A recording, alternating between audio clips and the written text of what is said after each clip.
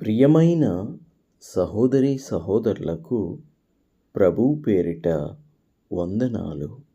మీకు మీ కుటుంబానికి యేసుక్రీస్తు యొద్ద నుండి దీవెనలు ఆశీర్వాదములు మెండుగా కలుగునుగాక. ఈరోజు యేసుక్రీస్తు యొద్ద నుండి మీకు బంగారు మాట, దేవుని వాగ్దానము.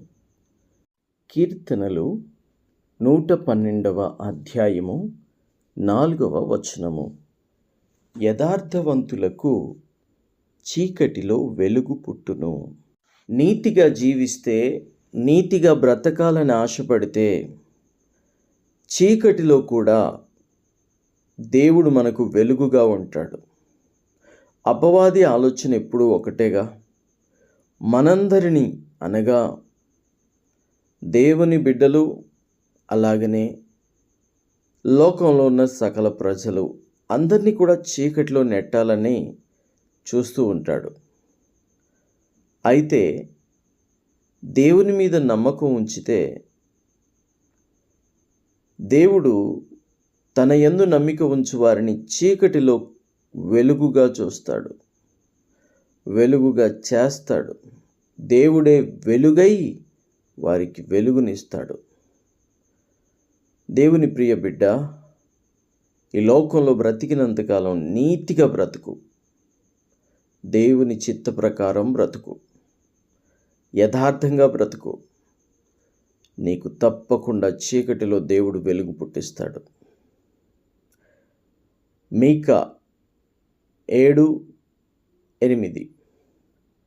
నా శత్రువా, నా విషయమై సంతోషించకుము. నేను పడినను మరలా లేతును, నేను చీకటిలో కూర్చున్నను, యెహోవా నాకు వెలుగై ఉండును. శత్రువుతో మాట్లాడుతున్నాడు. ఇప్పుడు పడి ఉండొచ్చు, కానీ దేవుడే నన్ను మరలా లేపుతాడు. ఇప్పుడు నేను చీకటిలో కూర్చొని ఉండవచ్చు, కానీ దేవుడే నాకు వెలుగై ఉంటాడు అని శత్రువుతో ఈ మాటలు మాట్లాడటం ఎంత గొప్ప విషయం. అంత కాన్ఫిడెంట్గా దేవుడికి స్తోత్రం కలుగునుగాక. యెషయా 50:10. చీకటిలో నడుస్తూ వెలుగు లేనివాడు యెహోవా నామమును ఆశ్రయించి తన దేవుణ్ణి నమ్ముకొనవలెను. చీకటిలో నడుస్తూ వెలుగులేనివాడు యెహోవా నామమును ఆశ్రయించాలి. చీకటిలో ఉన్న ప్రియ సహోదరి సహోదరుడా, దేవుడు నిన్ను పిలుస్తున్నాడు. దేవుడు నిన్ను వెలుగులోనికి పిలుస్తున్నాడు.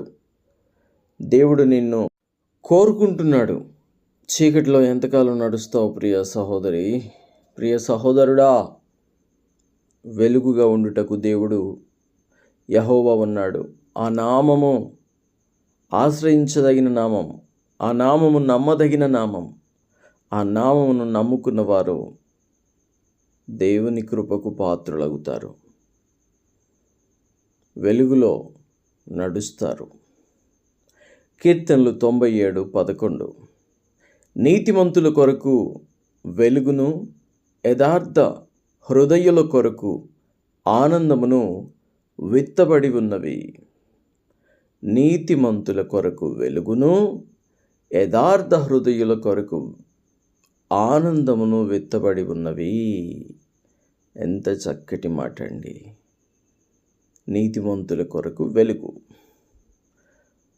దేవుడు చేస్తానన్నది, దేవుడు ఇస్తానన్నది వెలుగు. అది కావాలంటే నీతి కావాలి. ఆనందం కావాలంటే యథార్థ హృదయం కావాలి. అవి విత్తబడి ఉన్నాయట. తర్వాత ఆ విత్తనం కాస్త ఫలిస్తుంది, గొప్ప పంటను ఇస్తుంది. మలాకి 4:2. నా నామమందు భయభక్తులు గలవారును మీకు నీతి సూర్యుడు ఉదయించును. ఆయన రెక్కలు ఆరోగ్యము కలుగజేయును. దేవునికి స్తోత్రం. అనారోగ్యంతో బాధపడుతున్న ప్రియ బిడ్డ, నా నామమందు భయభక్తులు గలవారగు మీకు నీతి సూర్యుడు ఉదయించును. దేవుని యందు భయము భక్తి ఉండాలండి. వారి కొరకు నీతి సూర్యుడు ఉదయిస్తాడట.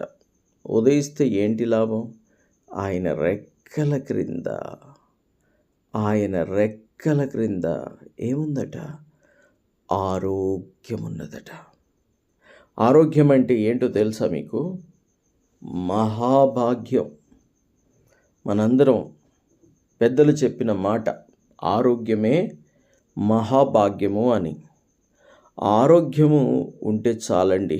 ఈ లోకంలో ఏమున్నా లేకున్నా ఆరోగ్యంగా ఉంటే చాలు. మరి ఆరోగ్యాన్ని ఇచ్చేది ఎవరు? ఆయన రెక్కలు. ఆయన రెక్కలు అంత శ్రేష్టమైనవి. ఆరోగ్యాన్ని ఇవ్వగలిగే అంత, ఇచ్చే అంత శ్రేష్టమైనవి.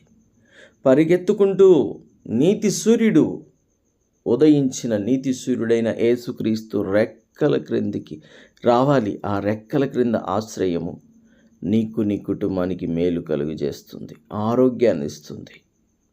ఎంతకాలం అనారోగ్యంతో బాధపడతావు?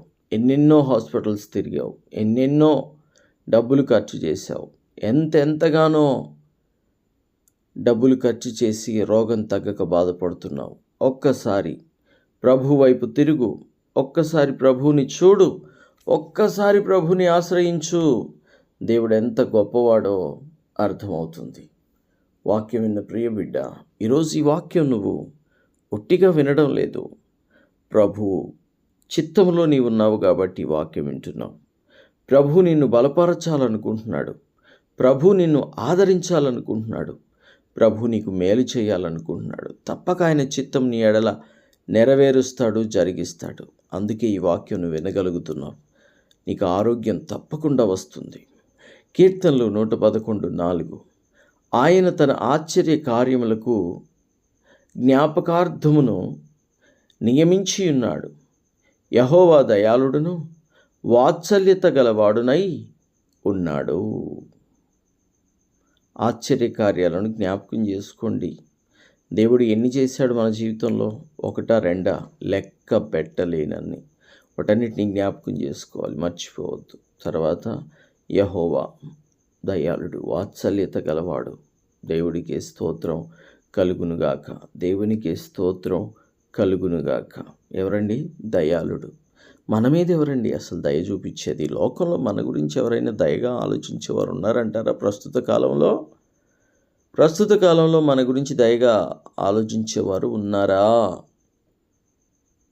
యేసుక్రీస్తు తప్ప ఇంకెవరున్నారు ప్రియబిడ్డ?